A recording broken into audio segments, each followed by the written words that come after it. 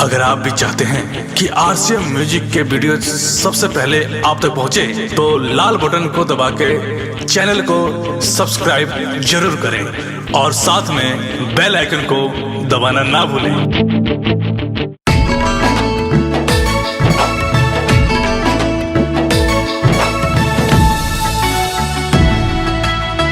Music by Shiv Manmohi.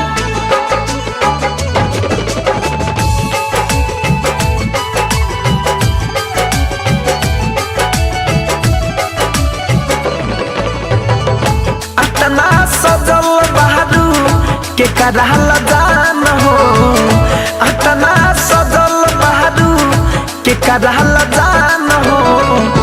लागेल वैसे जैसे पूनम के चान हो, लागेल वैसे जैसे पूनम के चान हो। तहरा के लेल बहनी आपन मान हो, तहरा के लेल बानी आपन मान हो। लागेल वैसे जैसे पूनम के चान हो, लागेल वैसे जैसे पूनम के चान हो।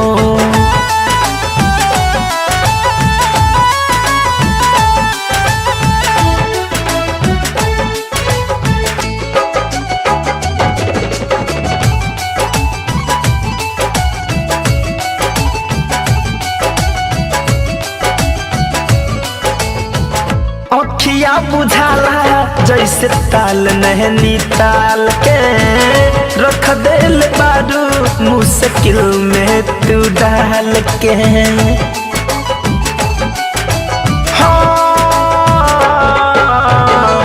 अखिया बुझाला जैसे ताल नैनी ताल के, रख देल बारू मुश्किल में तू डाल के। सोची सोची बानी हम तो बड़ी परेशान हो, सोची सोची बानी हम तो बड़ी परेशान हो।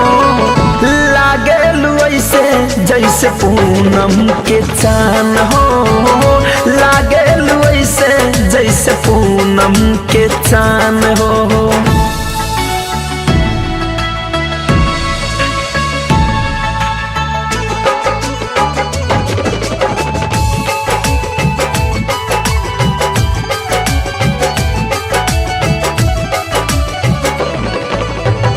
होठवा बुझाला जैसे मधु के ह प्याला, धरे कंध मंजे देखी तो हे पागला।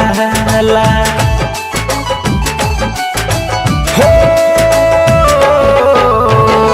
होठवा बुझाला जैसे मधु के ह प्याला, धरे कंध मंजे देखी तो हे पागला। सुमित मन मोही सेवा कब से पहचान हो, सुमित मन मोही सेवा कब से पहचान हो। लागेल वैसे जैसे पूनम के चान हो, लागेल वैसे जैसे पूनम के चान हो।